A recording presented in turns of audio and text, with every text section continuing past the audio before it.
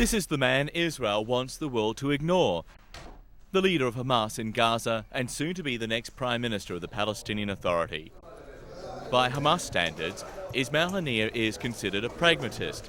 He's softly spoken, with a wide smile, and seen to be more open than others within Hamas to talks with Israel.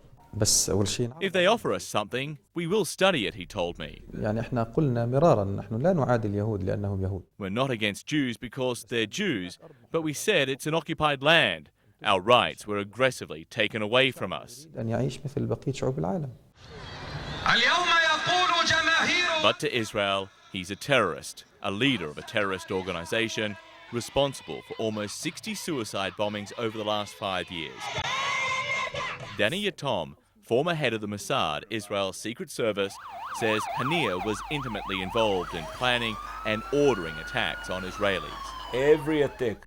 Remember that through many years, Ismail Hanniya was the aide of Sheikh Ahmad Yassin, meaning that he was one of the few in the inner circle that decided upon every terror attack that was executed. It's a charge Hanniya denies. The political wing and the military wing are separate. Israel always tries to market these concepts to try and justify what they're doing against our leadership, he says.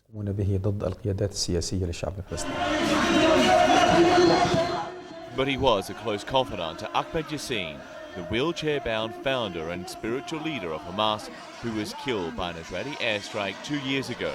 Hanniya too could have been on the Israeli list for assassination, but was saved by last year's ceasefire. He was influenced strongly by the ideological themes of Ahmed Yassin, and his relationship with Ahmed Yassin has given him also a kind of power.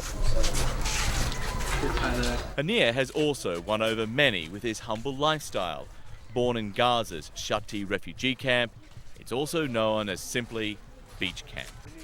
And here to this day he lives in a 3-story home built next to the house owned by his father, a refugee family who, like so many others, survived on a monthly handout from the United Nations. And the man who will be Prime Minister drives a small, old Mazda sedan. When you compare them to some of the leaders of the Palestinian Authority who were really so arrogant and even shameless in showing their wealth and power to people, and that has really contributed to the popularity and the victory in the voting for Hamas. For many of the 80,000 Palestinians who live here in Beach Camp, Ismail Hanniya's rise from refugee to Prime Minister is about a lot more than just politics. For them, it's a rare story of local boy made good. Hani Fassi is Hanniya's neighbor. She remembers him as a little boy and says he's an example that any Palestinian can now grow up to one day be Prime Minister.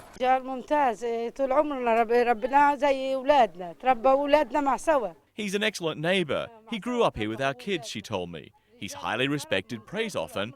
He has good manners. And Hanniya plans to continue to live in his home. We have a proverb in Arabic, he told me. The best you can have is a house by the sea. John Vos, CNN, Shati refugee camp, Gaza.